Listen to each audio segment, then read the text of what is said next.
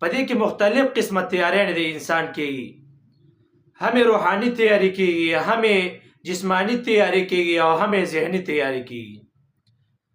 روحاني تیاری د انسان هغه داسې کېږي چې سړی صحیح او رښتینې توبه وباسي، د تمام ګناهونو نه صحیح توبه وباسي. دا د انسان روحاني تیاری ده. دویم، منځ معمول ځان کې پیدا کړي، منځ کوي، منځ نه قضا کوي، جمع کوي.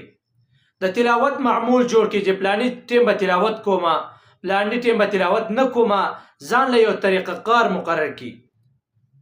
دا د انسان روحاني تیاریانې دي. دغه رنګې جسمانی تیاری هم خلک کوي. خوراک سکاک د دې لپاره خپل معمولي، په هغه وخت کې خلک خوراک سکاک کوي، هر وخت کې خوراک سکاک نه کوي. نو خوراک او دغه رنګ سکاک لپاره یو معمولي.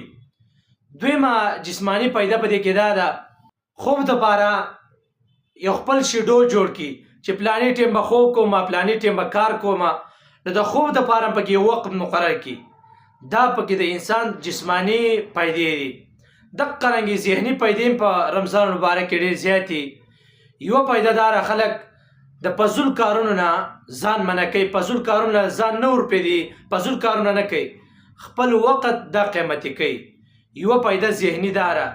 بله پیدا ذهني داره چې د رمضان مبارک کې د ځان له ټایم ټیبل جوړ کړي، یو شیډول جوړ کړي چې پلاني ټیم به خوراک کومه، پلاني ټیم به ودو کېږم، پلاني ټیم به تلاوت کومه، دغه رنګې نیکه خلکو سره به کښېنمه. دا تمام یو ټایم ټیبل جوړ کړي د نیک اعمالو لپاره. دا پکې د انسان لپاره ذهني تیاری ده. نو رمضان مبارک ډېرې زیاتې فایدې دي. د ټولو نه اهم پیدا قرآن مجید کې الله رب العزت فرمایي لعلکم تتقون.